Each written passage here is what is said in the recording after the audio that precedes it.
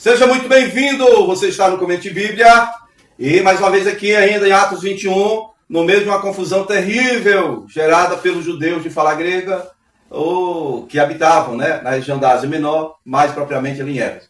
Fica comigo aí até o fim.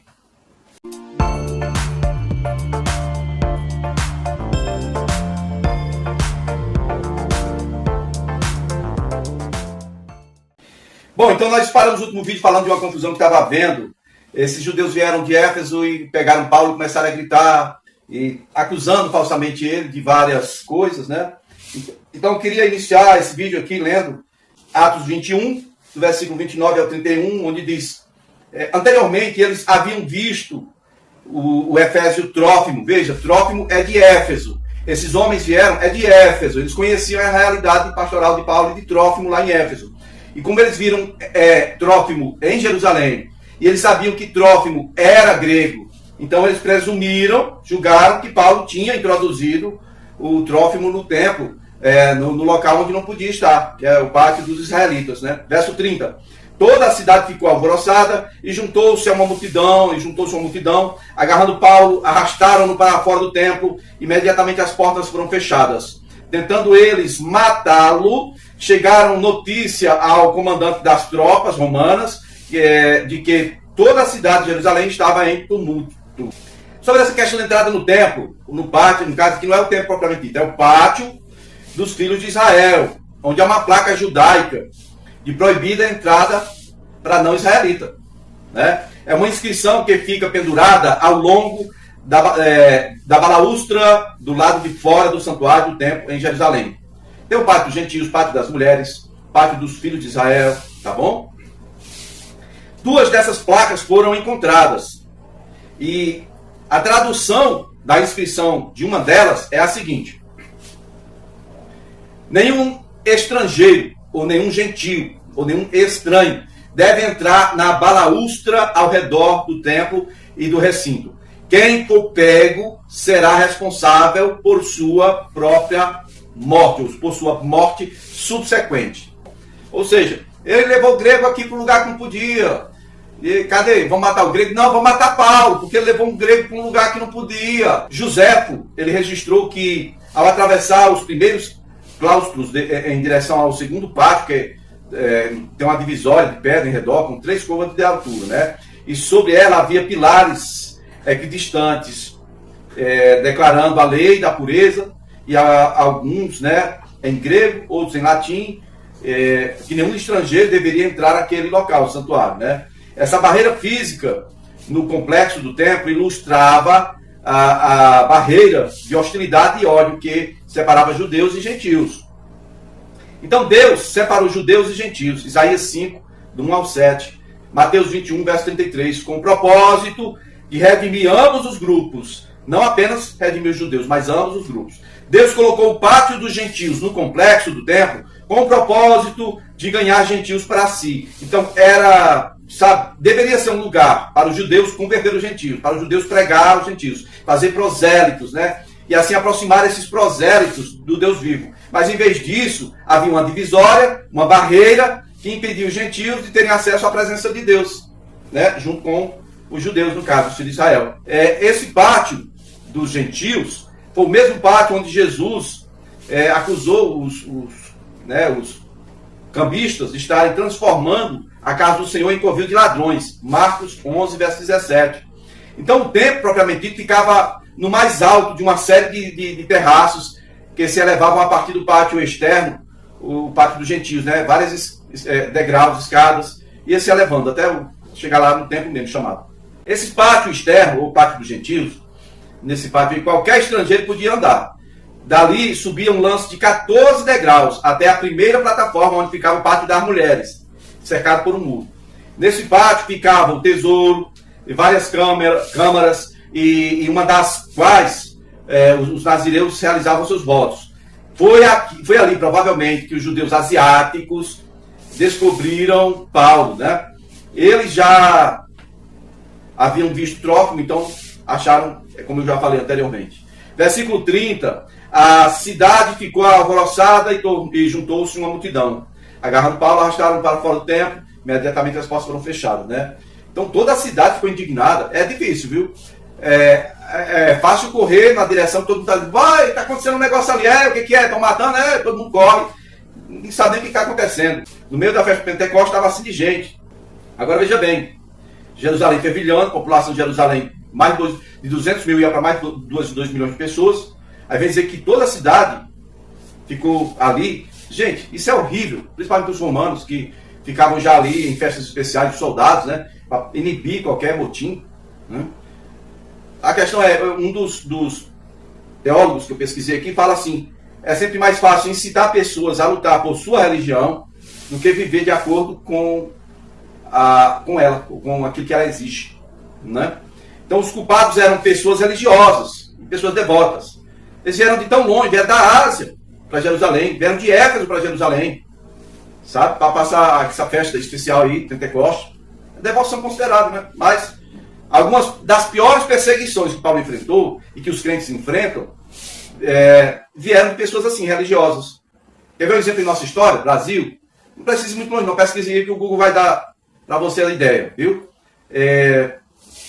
Sabe? Católicos. Eu ia ser padre. Não falo mal de católico não. Falo de história. Fato. História. Católicos derramaram sangue de multidões de fiéis ao longo dos séculos. O mesmo se aplica, por exemplo, aos muçulmanos, devotos, à sua hostilidade contra os crentes. Tá? Então as pessoas se aglomeram, houve uma correria, esqueceram o devido processo legal, dá para imaginar as ruas lotadas de gente gritando sem saber o porquê, atropelando umas às outras, reuniram-se às pressas, correndo junto, formando multidão, agarraram Paulo, arrastaram para fora, fecharam as portas do templo e agora estavam prontos para matar. Não conseguiam compreender que o assassinato de um inocente chamado Paulo os tornaria culpados de algo muito pior do que uma profanação ritual de um lugar considerado santo. Aí, o outro teólogo vai dizer assim, o que é que o Tiago e os outros estavam pensando de si mesmos? Eles não fizeram nada para garantir a libertação de Paulo, não fizeram nada para falar em seu nome, não fizeram nada para apelar aos judeus de Jerusalém, para que Paulo fosse julgado com justiça, não enviaram ninguém às autoridades romanas para assegurar ao comandante da guarnição que Paulo era inocente das acusações que lhes eram imputadas. Isso é vergonhoso para a igreja de Jerusalém, porque Paulo se meteu numa enrascada, que se meteu por causa do conselho da igreja. Culpa de Tiago e dos presbíteros. Então, se Paulo tem como amigo conselheiros como esse, ele não precisa de inimigo, não. Onde é que estava a igreja agora? Onde é que estavam os presbíteros? Onde é que está Tiago? Que deu uma solução mágica maravilhosa para ficar naquela zona de conforto legal, sob pressão dos judeus não crentes. E agora que Paulo, deu ruim, rapaz, ele se vira. Ninguém, deu um pio. Versículo 31. Tentando eles matá-lo, a notícia chegou ao comandante, né, das tropas romanas, porque toda a cidade de Jerusalém estava em tumulto. Então ele reuniu imediatamente alguns oficiais e soldados. E com eles correu, ele não foi andando, ele correu para o meio da multidão. Quando viram o comandante e os seus soldados, eles pararam de espancar Paulo. O comandante chegou, prendeu e Paulo, né, e ordenou que ele fosse amarrado com 2 correntes. E perguntou quem era ele e o que tinha feito para o povo estar espancando daquela forma. Ele chegou no último momento. Ele chegou bem a tempo, pouco antes, né, daquele podia estar aqui como tarde demais. Mas lembre-se, amados, que Jesus tinha dito a Paulo que ele levaria o nome aos gentios e aos reis e aos filhos de Israel. Atos 9, verso 15. Mas Paulo ainda não havia comparecido perante nenhum rei. Então o resgate romano aconteceu bem na hora certa e vai concluir nisso. Paulo indo para Roma para começar a dar testemunho de Cristo diante dos reis. Paulo estava sendo espancado do lado de fora, cara. Atos 21, verso 32. O comandante, que é literalmente o comandante de 1000, é um termo usado para indicar o comandante da guarnição romana em Jerusalém, oficial de mais alta patente no exército romano, que ficava estacionado em Jerusalém durante os dias festivos, festas especiais, quando a população triplicava. Então, sua função era manter a ordem. Pronto. Corte aqui era um termo técnico militar romano para a 10ª parte de uma legião, normalmente contendo 600 soldados. Cada legião tinha 6 tribunos, portanto, cada tribuno tinha 1000 soldados. E cada legião, 6.000, corte aqui 600. Verso 33, o comandante chegou, prendeu e ordenou que ele fosse amarrado com correntes. E perguntou quem ele era, né, o que tinha feito. Rapaz, o interrogatório começa ali. Não tem como ele ouvir nada não, né? Perguntar implica que buscar fatos, né, verdade, procurando a verdade. Começou o interrogatório ali, oficial. E o comandante agarrou e precisou tirar das mãos dos outros, né, tirar a pau da mão dos outros, da mão daqueles que estavam espancando. E pronto. Aí algemou para poder saber o que era, né? Mas, por que prender esse pequeno judeu com 2 correntes? Eu acho que era para que se cumprisse a profecia de Ágape. Lá no versículo 11, Atos 21, 11. Ágape disse que iriam prender ele, né? Então, tá aí, se cumpriu em parte. O comandante chegou a pensar que Paulo era um egípcio que tinha levado pessoas ao deserto e se rebelado, tinha causado problema. Versículo 34 ao 36. Alguns da multidão gritavam uma coisa, outros gritavam outra, então, não conseguindo saber o certo que havia acontecido, por causa do tumulto, o comandante ordenou que Paulo fosse levado para a fortaleza, né, a Fortaleza Antônia. Quando chegou às escadas, a violência do povo era tão grande que ele precisou ser carregado pelos soldados. Acho que assim, levantado, né? A multidão que o seguia continuava gritando: acaba com ele! Paulo foi carregado, provavelmente tiveram que erguer Paulo para poder livrar ele da multidão. Lucas descreve um clamor semelhante da multidão judaica em Lucas 23, verso 18. Diz assim: mas todos gritaram juntos: fora com este homem, solta-nos Barrabás. Lembra? Versículo 37 ao 40 vai dizer que quando os soldados estavam para introduzir Paulo na fortaleza, ele perguntou ao comandante: posso dizer-te algo? O comandante pergunta: você fala grego? Não é você um egípcio que incitou uma revolta há algum tempo e levou 4.000 assassinos para o deserto? Paulo respondeu: eu sou judeu, cidadão de Tarso, cidade importante da Cilícia. Permite-me falar ao povo? Tendo recebido permissão do comandante, Paulo levantou-se na escadaria, fez sinal com a mão, né, a multidão. Quando todos fizeram silêncio, dirigiu-se a eles, falando em aramaico.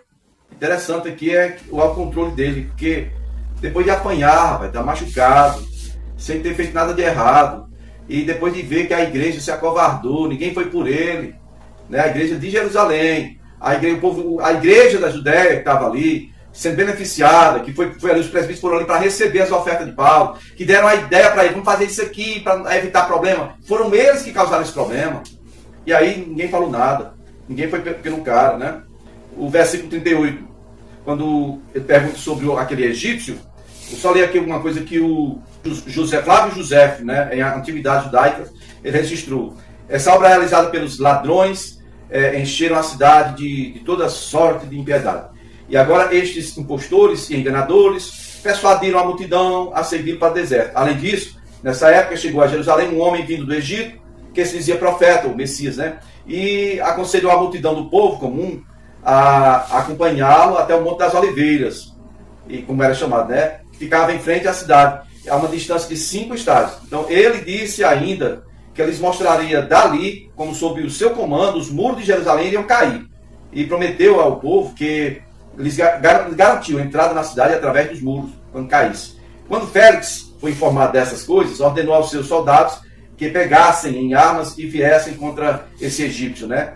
Então, grande número de cavaleiros, soldados, infantaria de Jerusalém, atacaram o egípcio, o povo que estava com ele. Então, ele também matou 400 deles e capturou mais 200, mas o egípcio fugiu, escapou, né? E, novamente, os ladrões citaram o povo, a guerra contra os romanos, disseram que não deveria obedecer às ordens deles, né?